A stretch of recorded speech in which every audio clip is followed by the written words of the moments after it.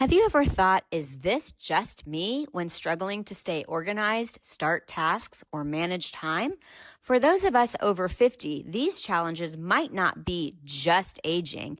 They could be ADHD hiding in plain sight for decades. I'm Jami Shapiro, host of Grandma Has ADHD, and I'm building a community where your experiences matter. Whether you're diagnosed, questioning, or simply curious, you're not alone. Our Facebook group is filled with vibrant, understanding people over 50 who share their stories, strategies, and yes, even their struggles, with plenty of laughter along the way. Ready to find your people? Join our growing Grandma Has ADHD Facebook community. Please like and subscribe to the podcast wherever you listen and share it with someone who might need to hear they're not alone, because ADHD doesn't have an age limit and neither does understanding yourself better. Together, we're changing the conversation about ADHD after 50. Come be part of the story.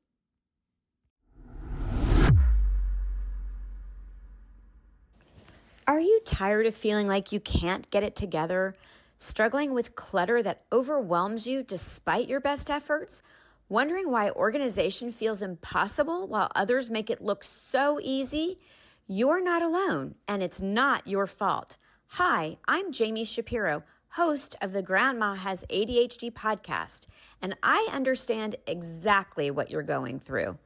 I combine my years of hands-on work as founder of Silver Linings Transitions, a move management and home organizing company, together with ADHD coach training, and help adults 50 and over connect the dots between ADHD and lifelong struggles. Whether you're downsizing, decluttering, or simply trying to create systems that work for your ADHD brain, I provide virtual and in-person coaching for those in the San Diego area. Together, we'll develop practical strategies that honor how your brain actually works, not how you think it should work. Ready to trade shame for understanding? Visit grandmahasadhd.com or call to schedule a discovery session at 760-607-7377, because it's never too late to finally make sense of your story.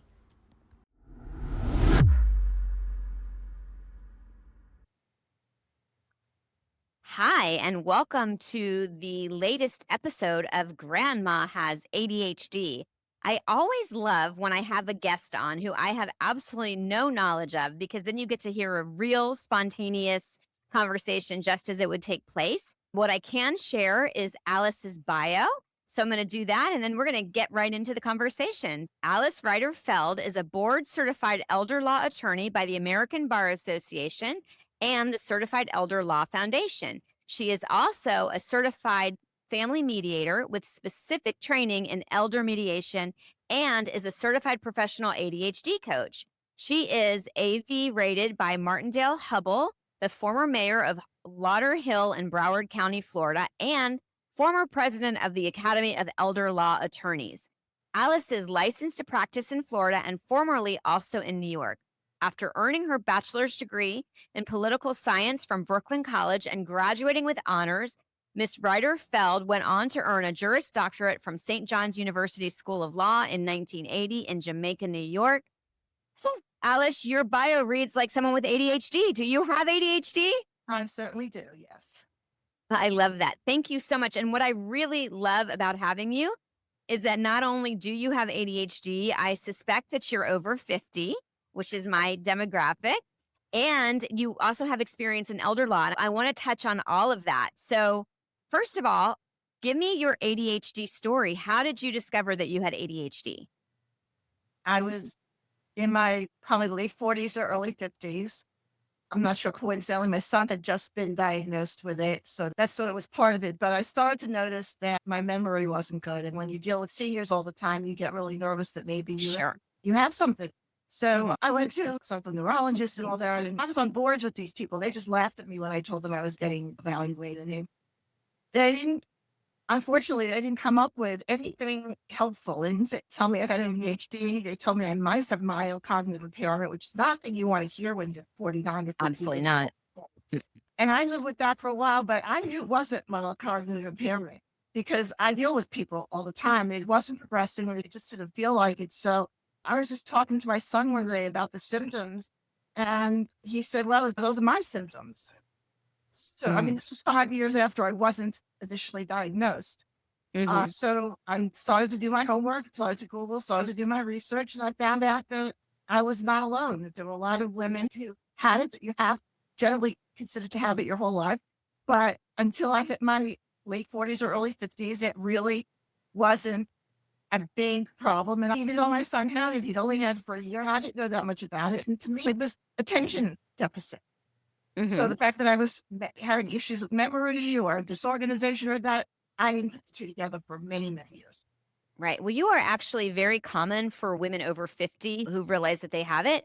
There are two big times that women tend to be diagnosed. One is during perimenopause because estrogen is pro cognitive. And as we are losing our estrogen, those symptoms are becoming more pronounced. And we also discover it, as I did when my oldest child was diagnosed. And then I discovered that it was highly heritable. So your experience is very common.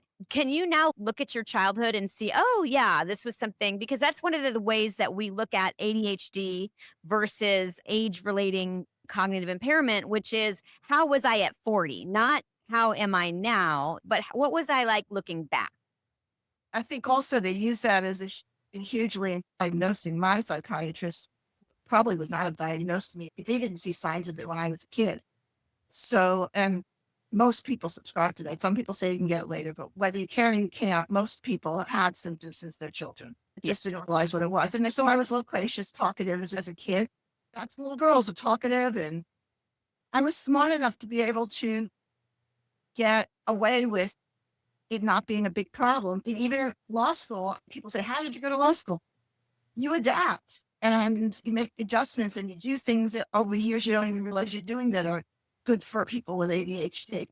So it was good getting diagnosed. I'm glad I got diagnosed. And yes, having as a child, definitely. I mean, my mother said I couldn't sit still. She used a Yiddish expression for it. But yes, if I said that to the psychiatrist that I couldn't sit still, he said, "Oh, that was it." Was the term agita? It was, you can't keep your butt in the sitting. Oh, well, you'll have to tell me that one again. I haven't heard of that one, but my mother took me to the doctor and she said that I was hyperkinetic. And the doctor told her that I wasn't hyperkinetic. I just had a nervous mother. Well, P.S., I have combined type ADHD and it was never caught. And I think that's the reason that I named the podcast Grandma. My father and mother both have ADHD. With my father, it was very obvious. You could see it in his baby videos. He was constantly moving. My mother could sit still, but had the inattentive. And so she was the person that couldn't finish projects. And what I noticed about ADHD is there's someone like you who's a super achiever. You just keep going, going, going. And it's almost like you're driven by a motor, right? And you want to accomplish. And then you have the other side where they just can't seem to find that thing that interests them to turn on that hyper focus. And the going, going, going was great until I hit 50. And then I hit the brick wall. So, yeah, I was definitely busy as a child, but I was smart enough. I think I remember doing my homework in school while the teacher was teaching. Oh, So I me too. hung and do homework. I have the sign up here on the hair for you. It says, "Who knew gifted and talented who knew gifted and talented men will struggle with mental health for 20 years till someone realizes they're neurodiverse." Do you know what's so funny? My oldest is gifted, and I used to say it's no gift. It's a So gift. until it doesn't do it anymore. And that's what Right. like this Right. And that's women. And that's a good point. When we're really bright, we do compensate. I've noticed that too with some of the clients that I work with who have dementia, the ones who are really bright, they can hide it really well for a while, the way that they converse. But I want to bring up the elder law component too, especially the mediation part. And I'm going to throw one at you because, again, this is a fresh conversation. We've never spoken before. But one of the things that I have noticed is that a lot of times people with ADHD have rejection sensitivity. And sometimes we'll make mountains out of molehills, or we'll see a problem that isn't there. And even within my own family, we have some estrangement. And I wonder what you think about whether or not ADHD that does run so big into families might be at play at some of that. Absolutely. I absolutely have RSD. I work really hard at recognizing it and trying to count 10, 20, and 50 sometimes. And I definitely am somebody you would say is oversensitive. We used to call when they were little girls and you're too sensitive or whatever. Definitely. In fact, RSD is the one thing that really distinguishes ADHD from all of the other dementias. Not that it's a dementia, but if you don't have the RSD, in some way, it's probably not the ADHD, it's probably some other thing that's getting you in trouble mentally. I definitely have RSD. No question. So I know that in my coaching class, we've been encouraged not to call it disorder or dysphoria. So I'm just referring to it as rejection sensitivity. But for those of you who've heard RSD and you haven't heard this podcast before, which shame on you, but RSD stands for rejection sensitive dysphoria, which means that we tend to magnify rejection. When you have ADHD, you tend to ruminate and you will catastrophize or make something bigger than it is. And that's why I actually wanted to talk to you about elder mediation, because I know a lot of times there's a lot of discourse in families.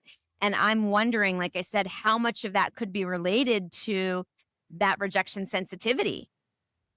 I'm sure some of it is. By the time you get families to a point where they're mediating there's so much baggage that has gone on.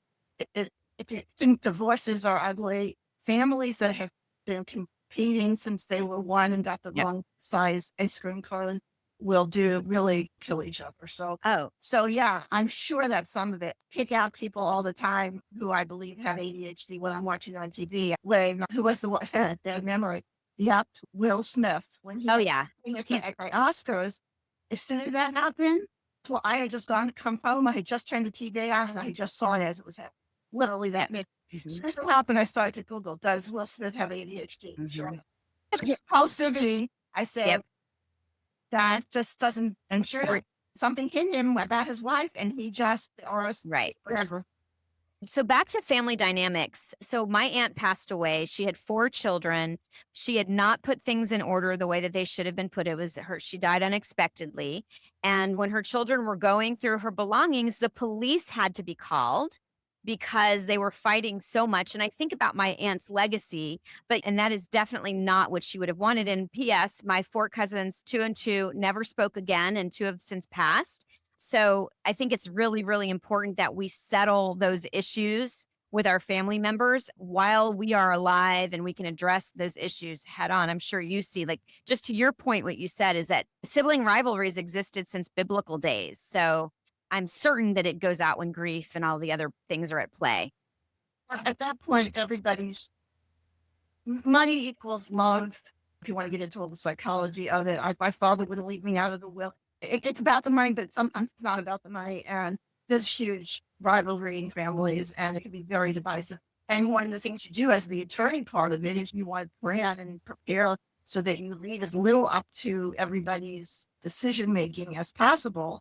So you don't like somebody say, well, just let my daughter hand out everything to the other people. No, right? Give me a list of which fork goes to which person. I don't want anybody choosing. Let me know, because the less they have to decide, the better. Yeah, I have heard that it's actually even better to have the conversation about your will with your family so that they know okay, good. I've written an article called Having the Conversation. Nice. I love it. Well, we may need to have you. I'm also a certified senior advisor, so really touching on all the issues that seniors face. Well, I want to go back to the ADHD conversation because we like to jump around like squirrels. And, if there's anything that I didn't cover in terms of mediation or something that you want to share with our listeners, I definitely want to make sure we get back to that. So I am going to ask you one question, but I don't want you to answer it because we're going to take a pause and we're going to have everybody stay tuned so they can hear it. Okay. Are you ready? This is the question I've been asking everybody on my latest podcast. If you could press a button and you could not have ADHD, would you press that button? Don't answer me. We're going to take a break and come back and answer that question.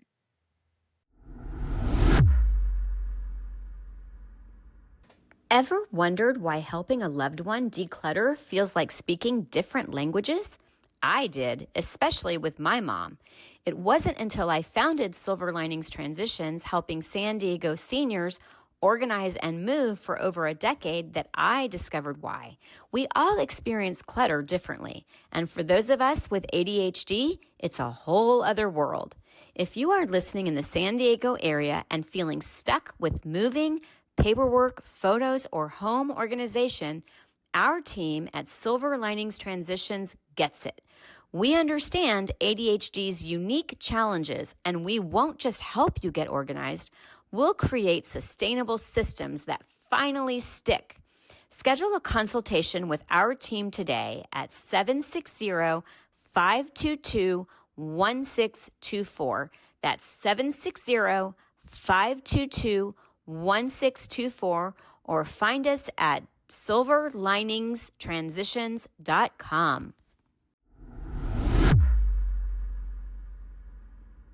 We are back with Alice Reiter Feld. And as I've shared, she is really a unique guest in that she is someone 50 or over with ADHD, and she works with seniors as an elder mediator and a divorce coach. So, okay, I asked you before we took the pause if you would press that turn off my ADHD button.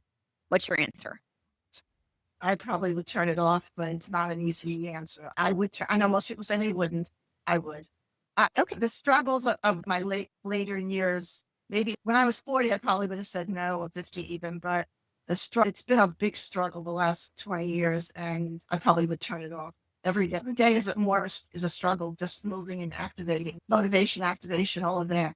So I probably would. On the other hand, I know there are things I have, like my creativity and all of that is definitely from ADHD. I would miss those things. So, but you know what? We can't change who we are. We are who we are. So I have to live with it. And in coaching, which I haven't done all that much yet, but in coaching, you want people to accept who they are and embrace it and learn to live with it, so they don't sit there doing what I just did, which is I wish I didn't have, because that doesn't really accomplish anything.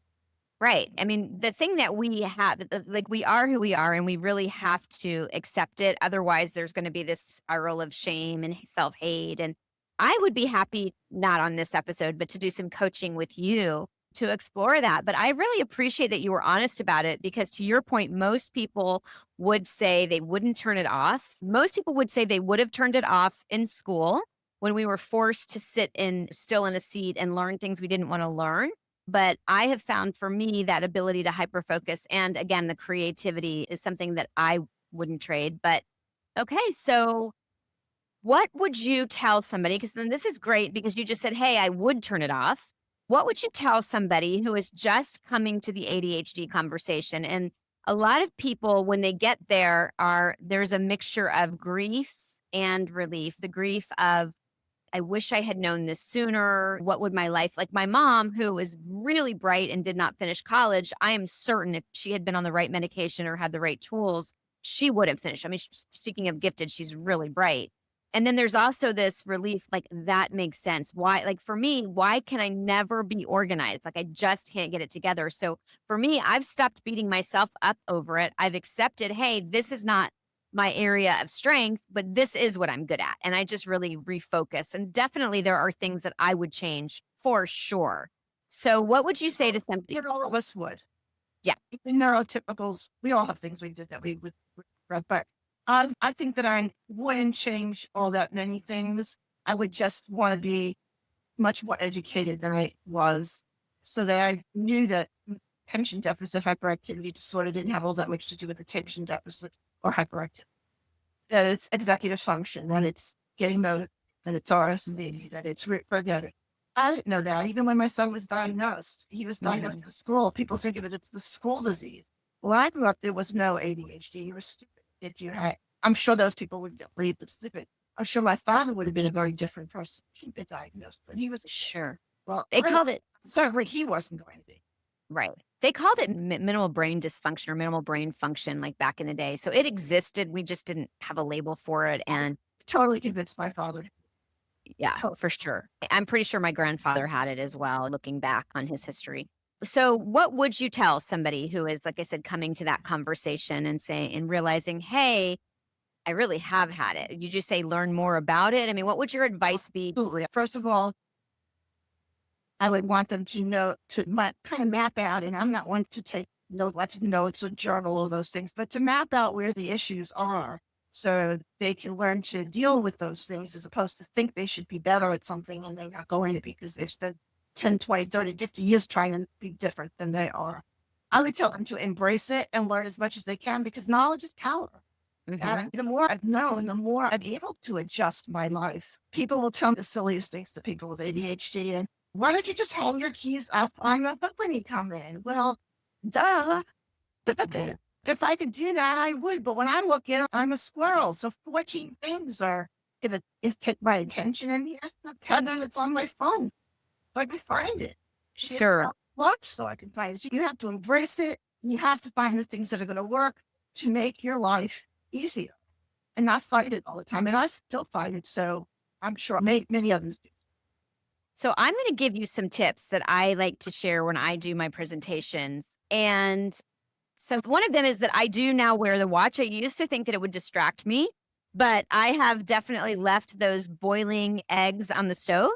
And now I know that I will leave. So now I absolutely set myself up for success and I plan to forget. So that's one of the things that I do. Even when I park my car, I have to be in my body. I have to pause. Okay. Because usually I'm just doing something else and I have to say, okay, either take a picture of where I am. And the other thing that I noticed, and this is actually something my boyfriend pointed out to me, was so right on. I'm always like running on a motor and I'm so fast. And sometimes I want to do something so quickly to save time that I actually cause myself more time. Here's an example. I was putting something into my trunk and I had an open drink. And I would have set the drink in the trunk because it was the easiest place to put it. And then I would have ended up having a spill when I inevitably knocked it over. So now I realize I'm going to set myself up for success. I'm going to put it down and I'm actually making myself think a couple steps ahead.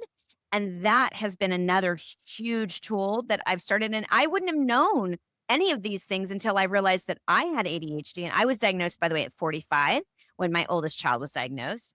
And then I also like to set myself up for future Jami. And so I do a lot of presentations and I find mornings. And by the way, knowing what time is best for you is definitely helpful in accomplishing things and knowing, hey, I have a high energy level time and I have a low energy level time. So I'm not going to plan something in my low energy level time, or I'm going to leave things that I really enjoy for my low level time, but also just to set myself up for success. So I will literally pack my car up the night before so that everything is in my car and I don't have to think about it the next morning. I'm setting myself up for future Jami. And even I would like make an appointment or like say I'd sign up for a potluck. And I'd think, of course, I'm going to remember the thing that I signed up for. I never did. So now I always put the notes in the calendar and I always put the links in the calendar. And it has really, really helped me. I was really struggling also going through perimenopause. I saw a decline in my own brain function, and really those tools have helped me. Yeah, everything is on my phone and in my computer because people say, well, right, that I'm old, so I used to use paper and pen all the time. But once I got away from it, because I was working with other people and working in offices, now I love having everything on my phone or on the computer because I'm not going to lose it. That's true. But I will say, It's a Google Doc, it's there. And when I yes. try to write it down, I can't find the pen, I can't find the paper. That's both sale that I can't use paper anymore. Oh, see, I'm still loving the to-do list. I still love checking And things off. it's just on my phone. Okay. Well, that's good. Also, one of the things that I learned in ADHD coaching is sometimes we need to start with the thing that we're excited about just to kind of gain that momentum. So, To get the dopamine going. exactly, having that dopamine menu. Okay, so before we end our call, like I said, you are really unique in that you are bringing both the ADHD experience and you're touching on some issues that seniors are going to face with elder law. First of all, how can people find you? Who do you work with? So make sure that we're putting that in there. And then maybe some takeaway tips that you can share with our listeners. My tips are a big one is one you just said, is knowing that you have limited executive function, that you have limited concentration time, and which times of the day do you need to do what you need to do to get things done. So I know that I take meds, so I know the first hours after I take my meds are the time I need to do the things I really need to concentrate. And so that's what I tell people. I tell them to use every reminder and tool that works for them to keep nothing in their head.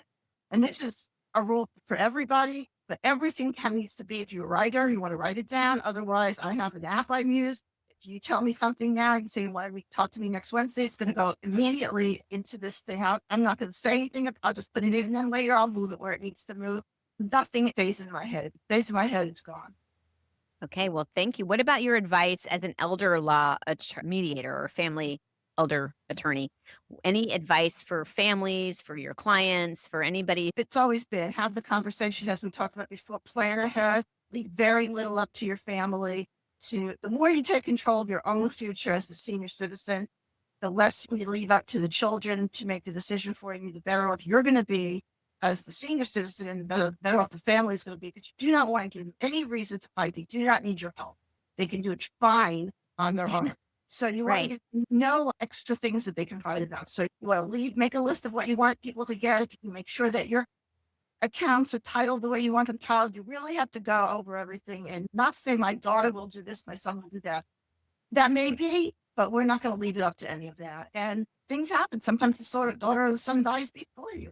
You never know what order things can happen. So planning and preparing, always my two big words when I was done. So I'm going to keep the stress down for families. Sure. I'm going to give you one of my takeaways that I do as a senior move manager, and I do a lot of presentations on going through the downsizing or right-sizing process. So have you heard of the Swedish death cleaning before, Alice? Half, but I don't. Okay, so I'll tell you what it is, and I'll give you a little spin on it. And we'll put a show note link into the podcast.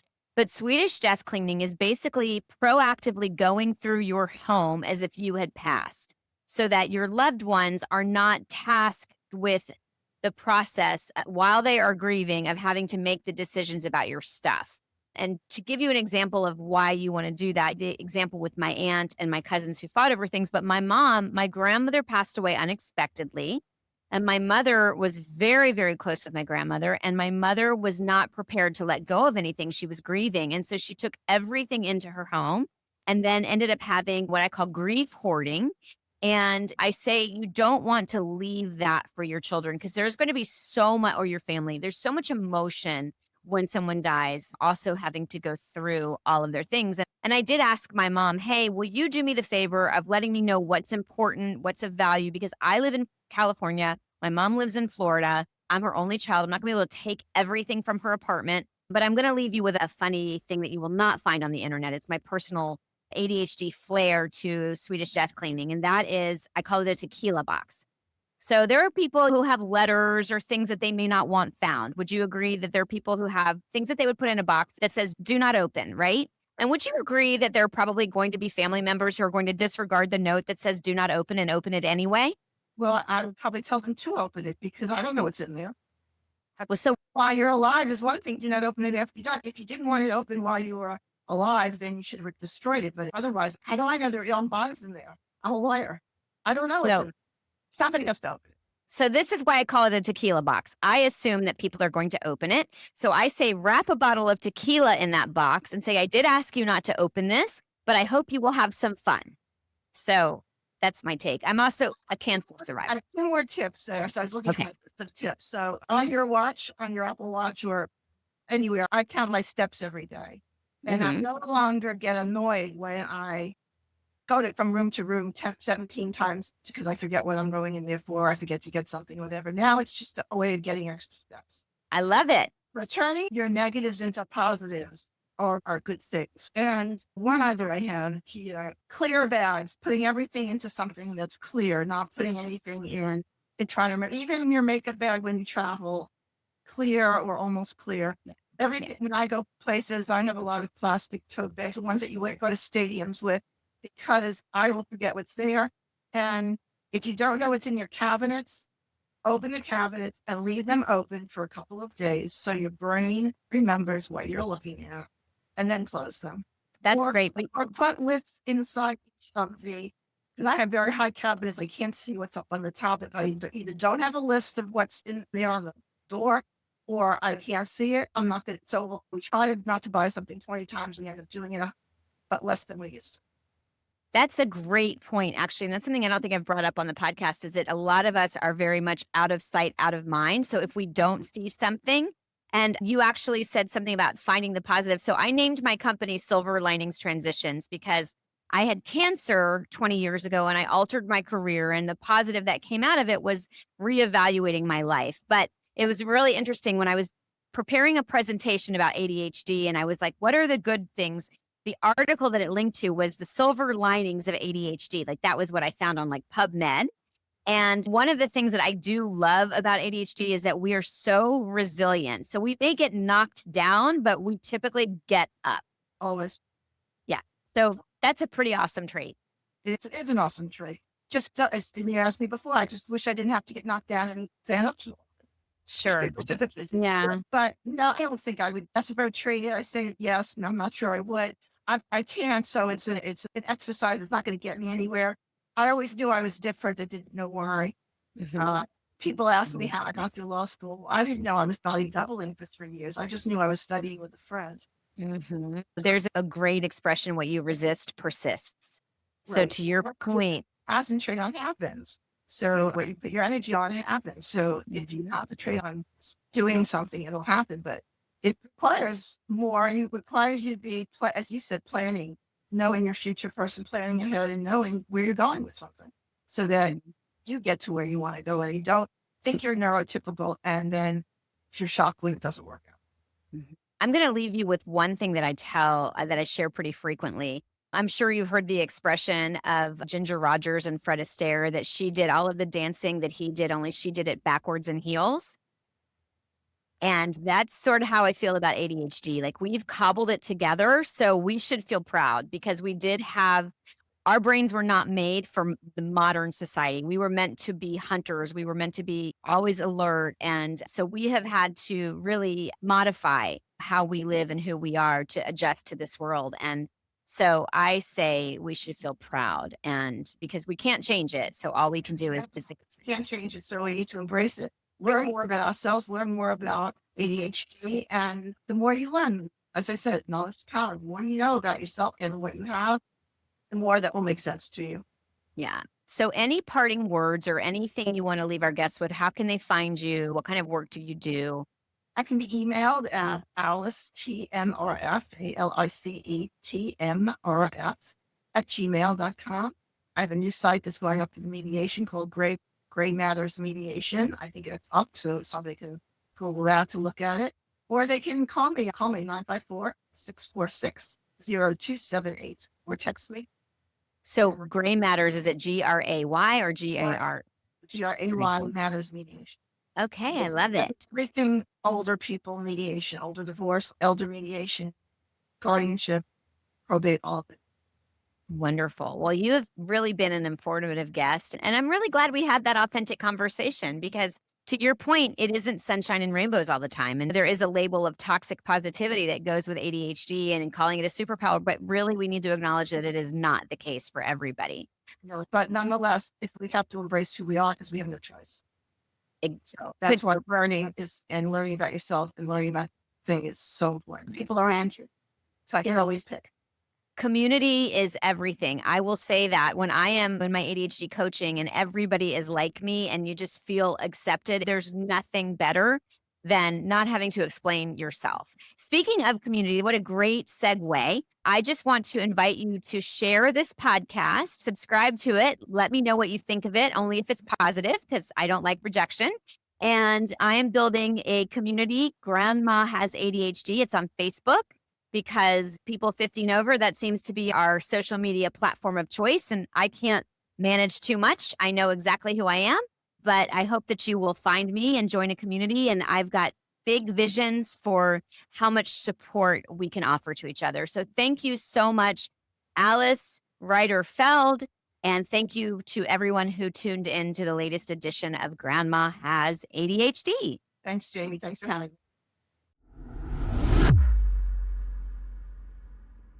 The opinions expressed on Grandma Has ADHD podcast are those of our guests and hosts and are intended for informational and entertainment purposes only. This podcast does not provide medical advice, diagnosis, or treatment. The content discussed in this episode is not a substitute for professional medical advice, diagnosis, or treatment. Always seek the advice of your physician, mental health professional, or other qualified health provider with any questions you may have regarding a medical condition or mental health concern. Never disregard professional medical advice or delay in seeking it because of something you have heard on this podcast. If you think you may have a medical emergency, call your doctor or emergency services immediately. The host, guests, and producers of Grandma Has ADHD do not assume any liability for the content of this podcast. Listen at your own discretion.